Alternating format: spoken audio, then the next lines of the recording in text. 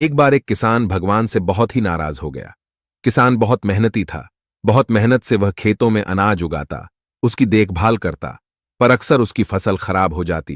कभी सूखा पड़ जाता, कभी तेज धूप, कभी आंधी, कोई न कोई कारण बन ही जाता, उसकी फसल खराब हो जाती थी।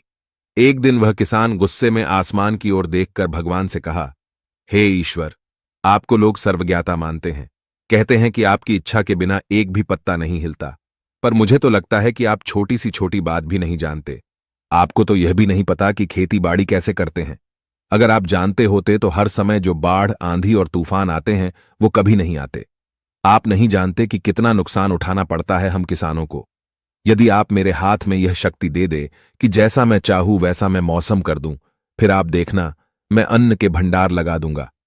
भगवान इस किसान के तीखे वाक्य सुनकर मुस्कुरा रहे थे और वह किसान के सामने प्रकट होकर बोले, मैं आज से तुझे यह शक्ति देता हूं कि तुम अपने खेतों पर तुम्हारी जैसी इच्छा हो तुम वैसा मौसम कर दोगे। मैं बिल्कुल भी दखल नहीं दूंगा, तुम्हारी इच्छा से सब कुछ होगा।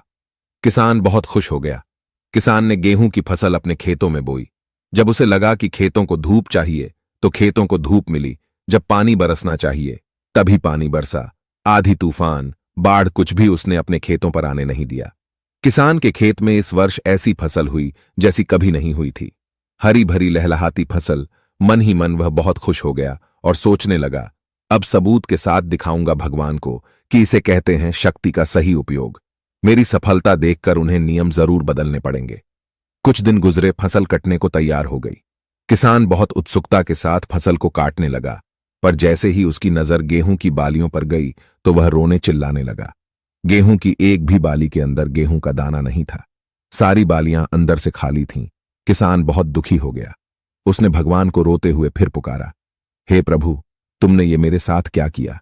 क्या तुमने मुझे कोई सजा दी? भगवान बोले, पुत्र, यह तो होना ही था। तुमने पौधों को संघर्ष करने का मौका ही कहां दिया। ना तो तुमने उन्हें आंधियों से जूझने दिया, न तेज बारिश से सहने दिया, और ना ही धूप में तपने दिया। एक भी चुनौती का सामना तुमने उन्हें नहीं करने दिया। इसीलिए सारे पौधे अंदर से खोखले रह गए। विपरीत परिस्थितियां, चुनौतियां, समस्याएं हमें और अधिक निखारती है। यदि जीवन में कठिन परिस्थितियां और चुनौतियां आए तो घबराना मत, बल्कि सामना करना। किसी ने कितना सही कहा है, जिंदगी जीना आसान नहीं होता, बिना संघर्ष कोई महान नहीं होता।